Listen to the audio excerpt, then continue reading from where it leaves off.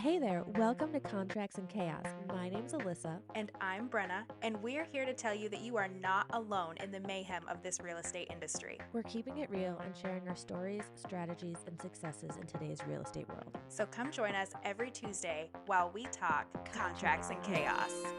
I'm going to hit go in case we can get good. In case we say anything good.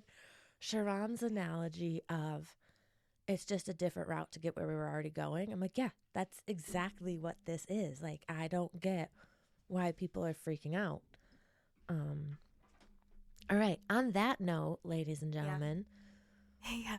we The three guesses what we're talking guess about today. right.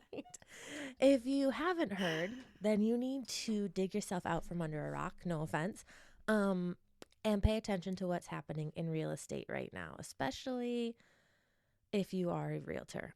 I know my mom listens to this, but I will say, and I'm going to bring this up at some point later too, and maybe it's just because my mom has a child who's a realtor, but we talk every day.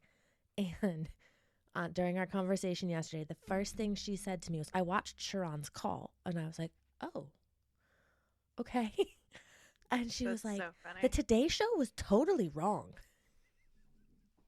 Yeah, well, that's the biggest thing. So over the weekend, this announcement was made.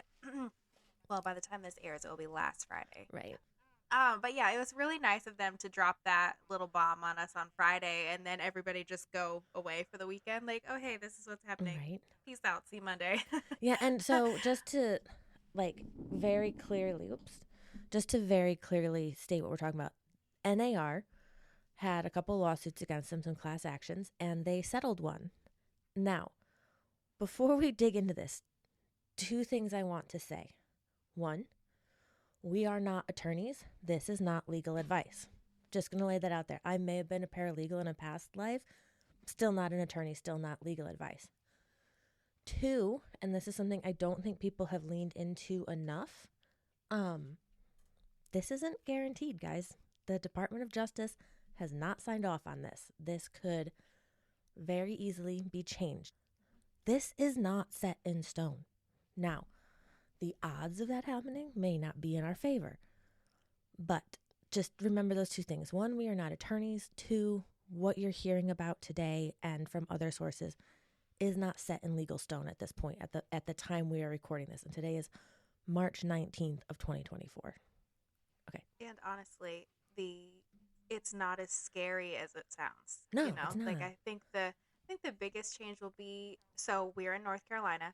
We have had a buyer agency agreement already in place for years. And in that contract, and this will come down to the agents that are actually having buyer consultations and going through this information ahead of time instead of just, sign this piece of paper so I can get paid, basically. Because in that buyer agency agreement here, it goes over a verbiage that says, I will first seek my commission from the seller. If they're not working with a buyer's agent, then this is an agreement between you and I that my fee is whatever percentage. You know what I mean? And if you're not having that conversation, because I've shown houses that are for sale by owner or things like that are outside the MLS that you have to get that commission form signed for.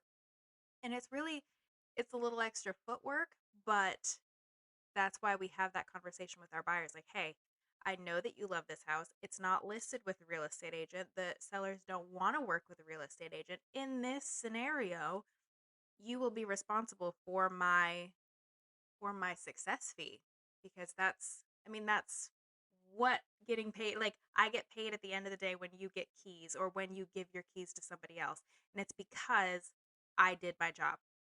That's when I get paid. I don't get paid along the way. I get paid when the job is done. So I think that it's just going to start to separate out the states that don't have a buyer agency agreement. I think that they'll have one in place here shortly.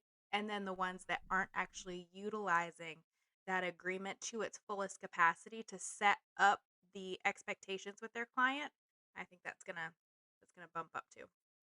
I agree. And I think that's part of what got us into this mess. And I say us, got those people who started this into this mess. They weren't doing a good job of explaining things. So I think a good let's go over the false right. news. Let's Let's go go over the over myths right. because Let's I this weekend I had clients, friends, and family reach out and were like, "Are you getting paid? Are you gonna be a realtor anymore? Like, are you going back to bartending kind of thing?" Because and my husband even on a local Facebook group is like a big, I think it was CNN that said like the 6% commission is no more. You know what I mean? And he's like, "What is this?" And I was like,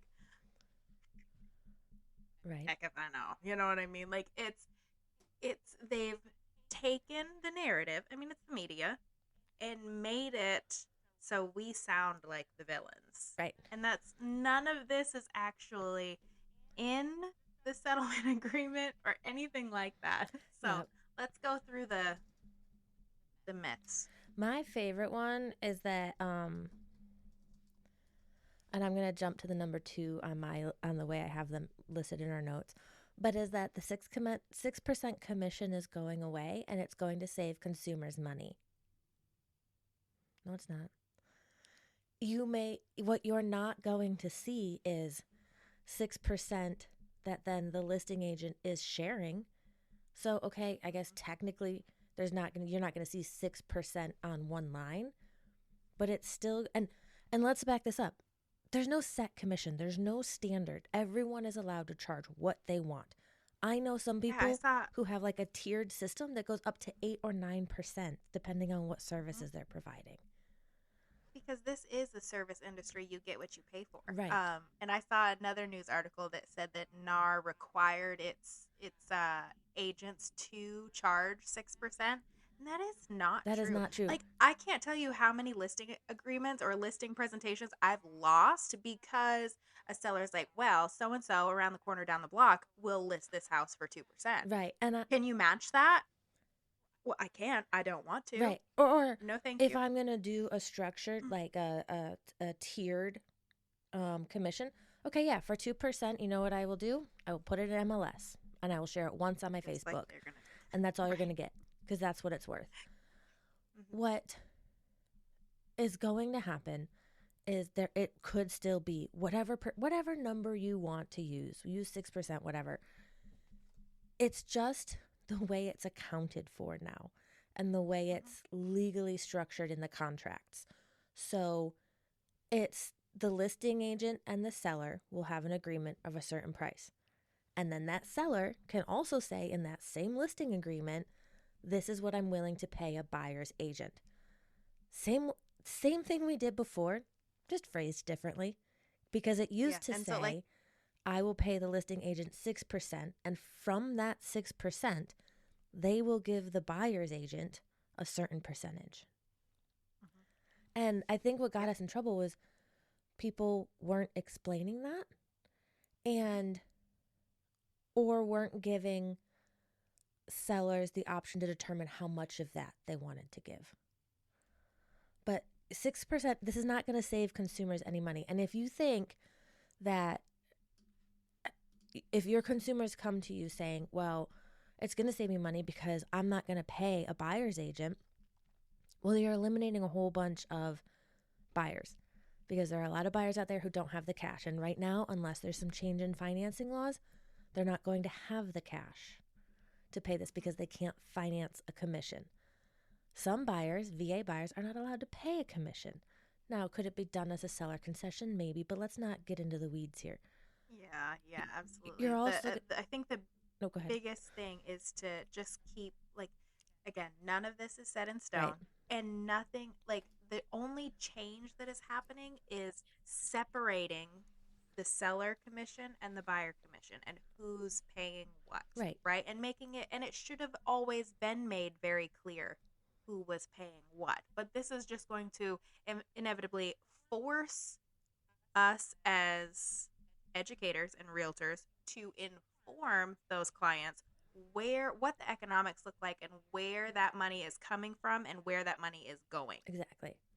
That's really it. And you said it earlier. Sherrod said, I was like, oh my gosh, this is so great.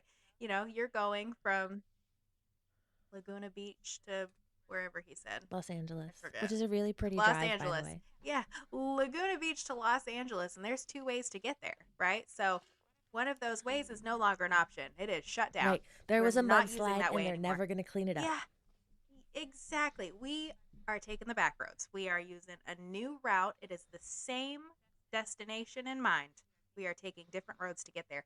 And I was like, oh, see, like, I mean, and this is something as I've been following it as it's kind of progressed, and I'm just like, this is so blown out of proportion because a lot, at least here in North Carolina, a lot of our contracts and documents are very like specific about who's paying and where that percentage is going. And if you are having a conversation with your seller for listing about percentages and you're having that conversation with your buyers about how you get paid, the ones that like when you get in trouble is when you're like, "Oh no, I you don't pay me.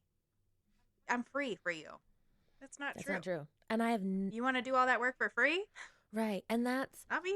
that's what amazes me is that people weren't having these conversations because and maybe it's just North Carolina real estate school, but they drilled into us the ever-loving fear of God that you need Yeah, to have that conversation because if you don't, still one, you're scared. not going to get paid, two, you're going to be in big trouble. And maybe I'm just like one of those people that's terrified of going to real estate jail, but I have that conversation. Like both of my parents, again, called me this weekend. And this is another point. If you think consumers aren't paying attention to this, you are wrong. Now, It's been blasted all over their news for the last four and at days. first I was like, oh, it's just my parents. And obviously they're going to be asking questions because they have a child in this industry and they're concerned. Wrong. Mm-hmm. I went to the bar Sunday night for dinner for St. Patrick's Day. Four different people who I don't know, who someone else at the bar was like, oh, she's a realtor, ask her, asked me about this situation. And they all brought up, this is what the news is saying. Is that true? This is what, and I was just like, no. And remember, it's not set in stone. So you need to be prepared for these conversations because it's not just going to be your parents and your friends asking. Like people are getting a lot of false information from the media right now, which is really unfortunate. And Um, it shouldn't be a surprise because we get a lot of false information about a lot of things well, through the media. But the right. problem is it's going to directly affect, your friend, your sister, your cousin who's a realtor. And these people are just like, oh, wow, like they've been colluding and conspiring and all of this stuff. And it's just like, oh, Lord. Yeah.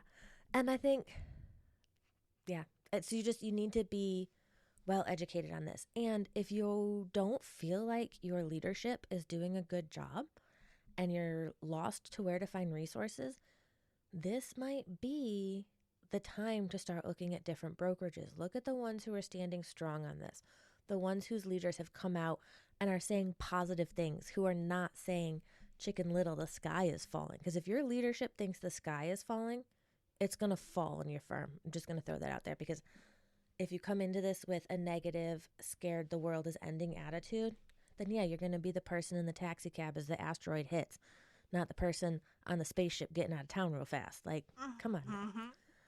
The other myth is that prices are going to drop.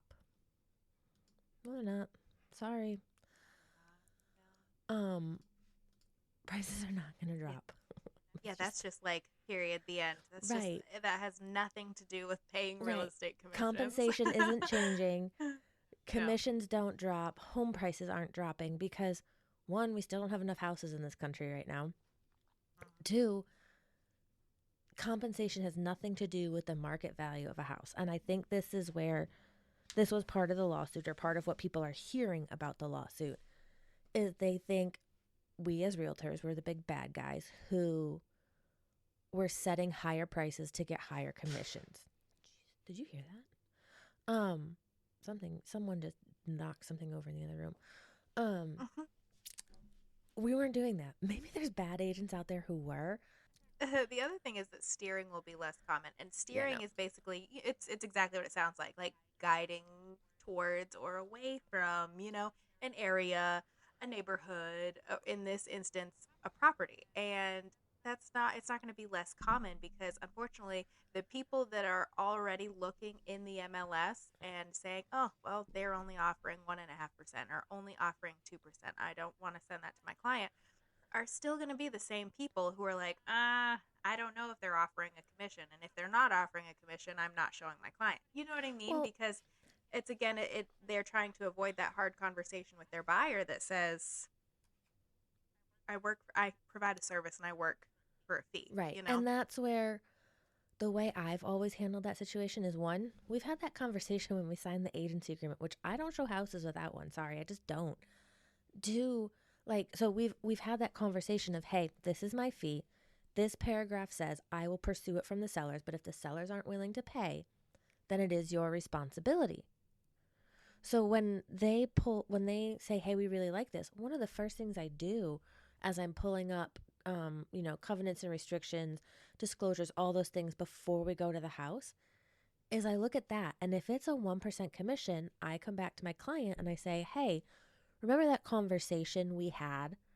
We need to go over that again. And just as a reminder, this is where we're at. So we have a couple things we can do here. We can negotiate it, we can see if we can get it, but if they don't, it is your responsibility to make up the difference. One, are you comfortable with that? And I calculate the number. If this is the price we offer, this is the amount that would be.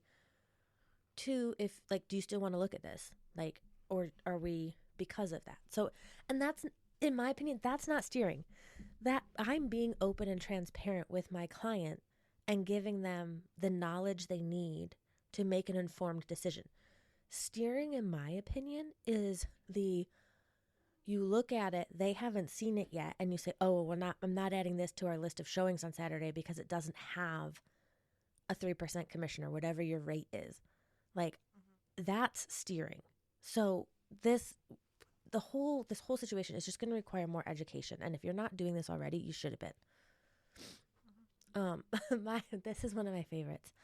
um I somewhat How many agents? Yeah, How many how many agents do you think agents? are going to leave the business? Yeah. So the other myth is that a million agents will be leaving the business because of this. Sharon said it's not going to happen. I somewhat disagree. Now, hear me out. Do I think it will be a million? I don't know, because I don't know the exact number of realtors in the United States. I know there's over 20,000 in Charlotte right now, so it could be. Do I think there are agents who are going to leave this business? Absolutely.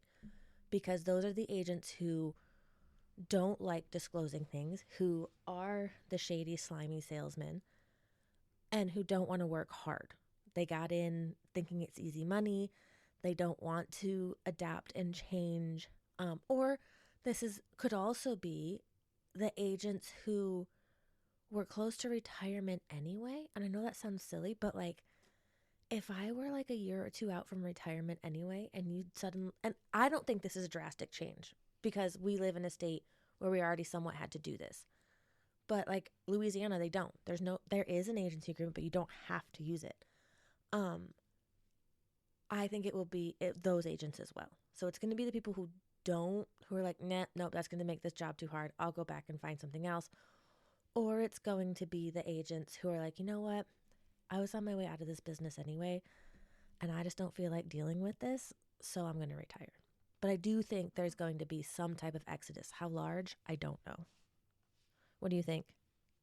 Yeah, I mean, and that happens like year to year, though, Right? coming up on renewals and things like that. Like, there's always that group of people, whether it'll be specifically because of this or not. And I don't think that it'll be a million, but it's again going to be one of those instances that if you are already set up in your business for how you're handling this and how you are already